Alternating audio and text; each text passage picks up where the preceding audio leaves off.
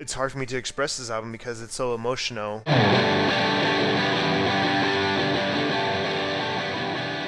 Hey, what's up everyone? This is C Good. Thank you for joining in because I'm going to share with you my top 10 post-rock albums of all time. If you are looking for some post-rock content, then you have found the right video. And I want to share with you 10 albums that I have been listening to and enjoying the most for the past, I don't know, maybe 30 years since I got into post-rock when I was in early high school. And after I share this list, I know you're going to say, like, you are missing a lot of great bands. You're missing Mono, Caspian, Tortoise, or If These Trees Could Talk.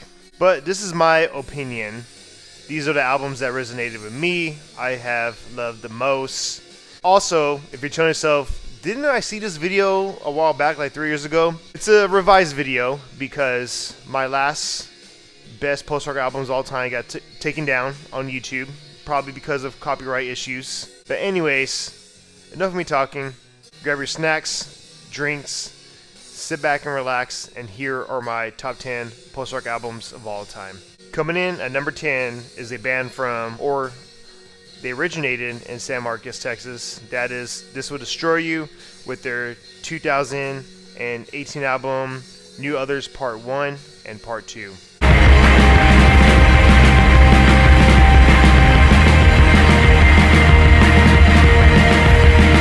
Yeah, so these are my favorite This Will Destroy You albums. I think they're fucking great. You're probably telling yourself, where's Another Language or Young Mountain or their self-titled album? Those are great albums. I love them. I agree.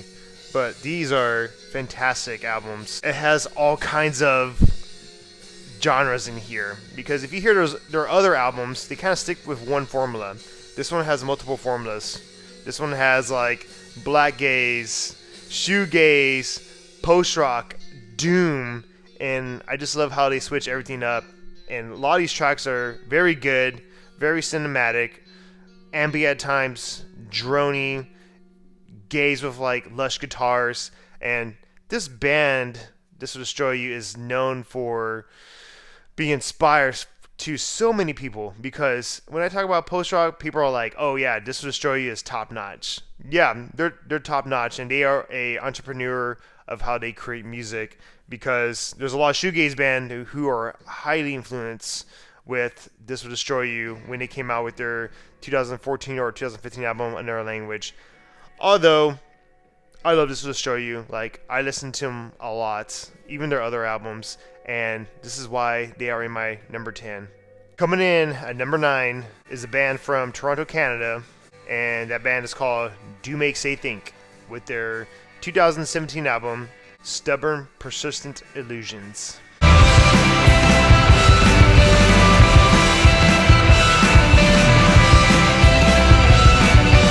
How is this your favorite Do Make Say Think album?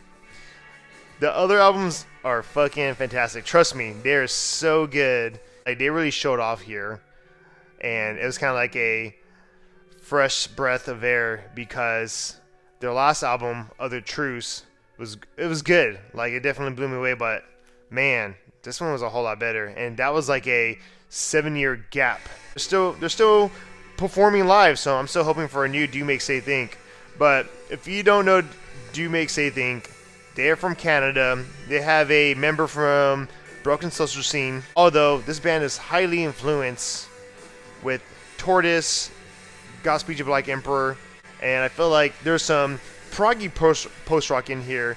But man, the build-up in this album is just amazing. It makes you feel good, and it's just different compared to their other post-rock albums, because I feel like their other albums are very jazzy, instrumental music with great build-up, but this one has like a lot of melody. It's melodic. If you're not into this album, maybe give it a second try, because to me, it just hits all the gaps, and it's just an amazing post-rock album. So that's why it's in my number 9. Coming in at number 8 is a band from Baltimore, Maryland, and that is Peals with their 2013 album, Walking Field.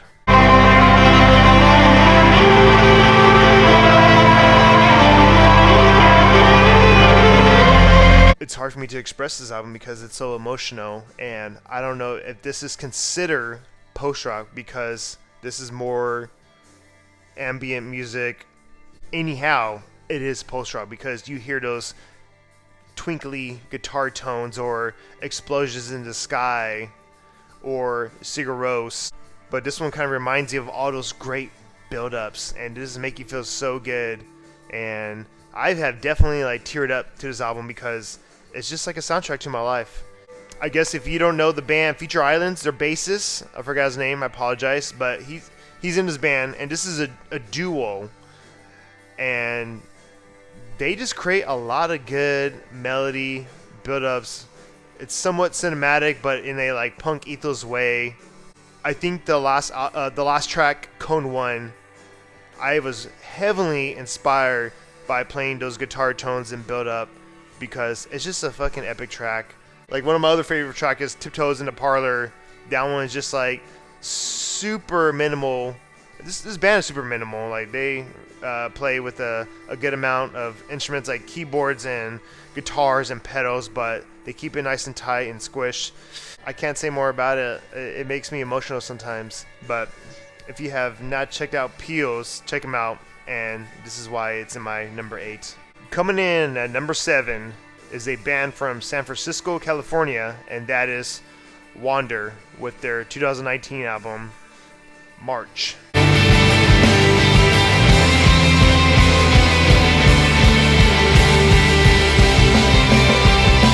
If you do not know Wander, this is a post-rock band that is influenced with post-rock, shoegaze, math rock.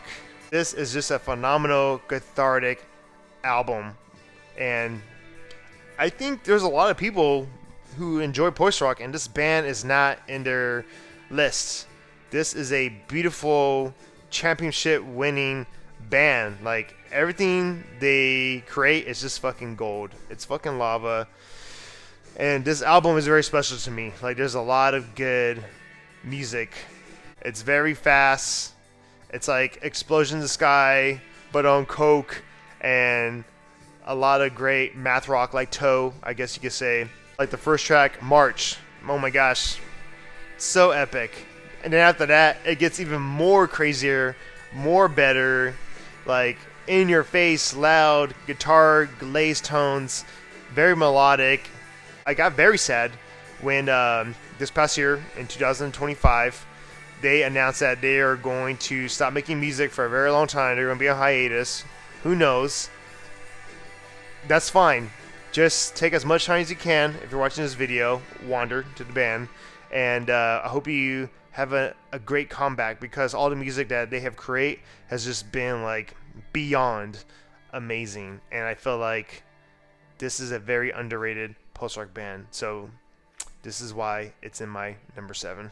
Coming in at number 6 is a band from Montreal, Canada, and that is Godspeed You, Black Emperor, with their 2012 album, Allelujah, Don't Bend, Ascend.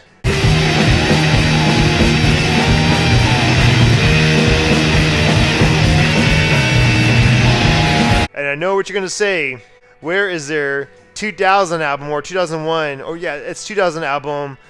But this one is fucking good, in my opinion, because I feel like this is the greatest comeback album for me. Like, I think they broke up in 2005, or they went on hiatus. 7 years later, they come out with this album, and man, they come back with vengeance. They just come back, they're doing it crazy, drony post-rock with like a lot of third world country samples, and this album is just glorious. And the great thing that I love about Godspeed You, Black Emperor is that like they're super political in all their messages and all their albums. I haven't dug deep of why they write this music because they're from Canada. I don't know the corruption over there, but I think just the world environment itself, it has a higher message. And I love how the first track is just like a very heavy, drony, doom post-rock track, and then the second track is kind of like an interlude. It has like rural music. You hear like a celebration or a parade, and then the third track is man, even better. Like, it's just so beautiful. I feel like for my ears back in the day when I was in high school, I couldn't get into Raise Your Skinny Fists, because I don't know, maybe I just wasn't into that. I was into post-rock, but I think for them it was a little bit more intense or out of perspective for me in post-rock. I just thought it was just noise, but I understood it until I got to college. This is my favorite Godspeed You, Black Emperor album. If you have not got into this one, or if you love the other album, then get into this one, and that's why it's in my number 6. Coming in at number 5 is a band from Seattle, Washington, and that is Unwed Sailor with their 2000 album, The Faithful Anchor.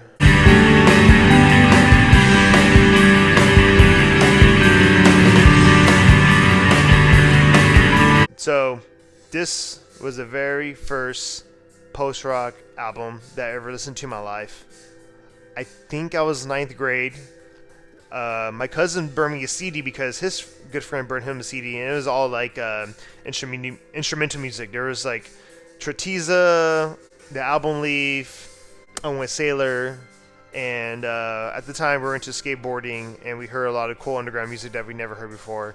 But this was my first introduction to post-rock, and I love how it's just like very minimal, very simple. You don't have all these crazy guitar or like pedal effects. It makes me feel like I'm in my youth. It's just, it's like you're at like a middle school gathering and people are playing Spin the Bottle, and this is just amazing. Like, I love all the bass riffs, and as of now, the conductor or the co-founder of this band, he is a one-man project. He creates all the music. This one brings back so many memories, so many feel good goosebumps. My hairs go up. But yeah, this is a very special album to me, and it's a very beautiful album. You got your bass, guitar, drums, keyboards, and it's just a glorious fucking album. I know I'm not being the best person to like describe why this album's so good. I think it's just based off experience of emotion, like what I was going through at the time. This is a great album. I love this album.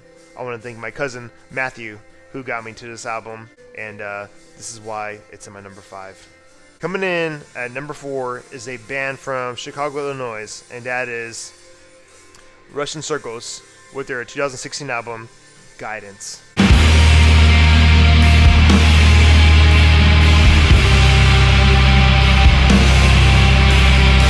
Yeah, I know a lot of y'all are going to be like, Memorial, Station, but dude, this album has it all. Like, it really does. I know Memorial is a great album because you have a lot of great black gaze, black metal, sludge, post metal, and this one has it too. This one really does have it too, but I love how they integrate a really good sound of post rock in here, and the build-ups are great.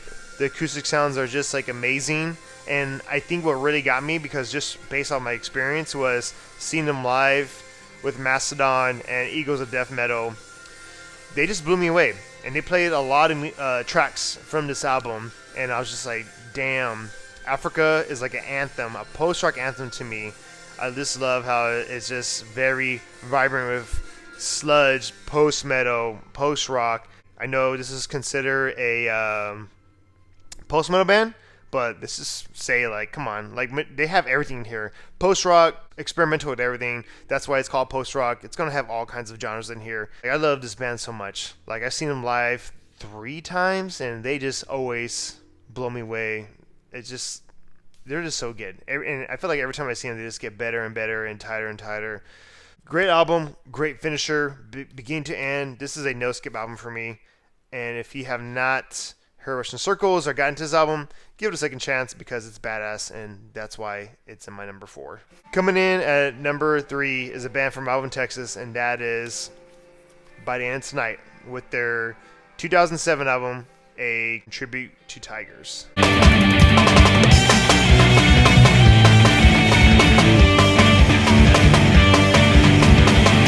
I'm pretty sure there's a good amount of people who know about this band in Texas, but like outside Texas, I'm not too sure.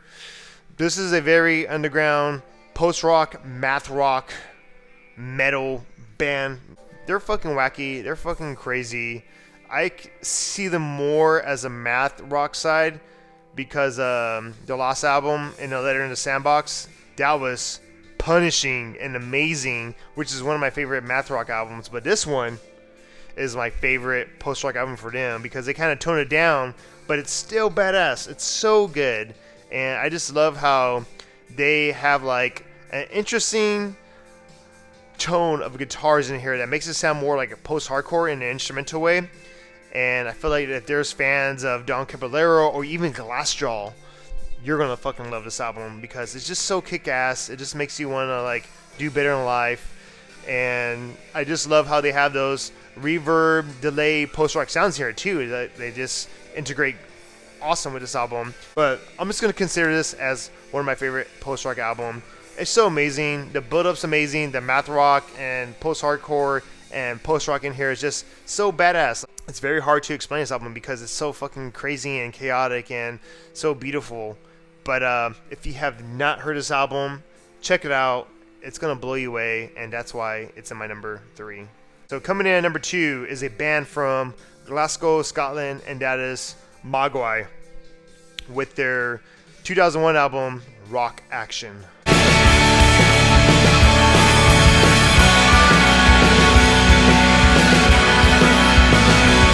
What about Young Team or 10 Rapid or Come On Die Young? Those are great fucking albums, but this one's different. This is fucking different. This Mogwai took a great approach of creating this music because this is not their loudest, distorted sound of wall album. This is more of their like Radiohead album, which I fucking love. If you don't know me, then I'm about to tell you this. I love fucking early 2000s Radiohead, and I feel like this is like so soothing, so calm, so ambient, great build-ups, great acoustic sounds to it. And when I think about post-rock, I think about no vocals, right? But this one has like vocals in it in a Mogwai tone because you hear that drony tone, or people call it auto-tune, but this is like Mogwai tune. It's just so beautiful. And yeah, I love Young Team. I really love that album a lot. Like that was my first Mogwai album, and 10 Rapid, those are great albums. Even Happy Music for Happy People, man, I love Mogwai. Like this, they're definitely, I love that band so much. They're in my top 5 bands of all time.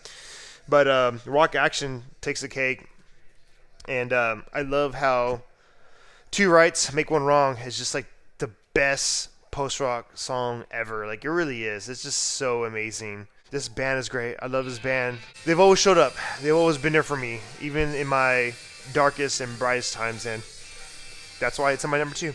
Coming in number 1, my best post-rock album of all time is a band from Austin, Texas, and that is Explosions in the Sky with their 2001 album, Those Who Tell the Truth Shall Die, Those Who Tell the Truth Shall Live Forever.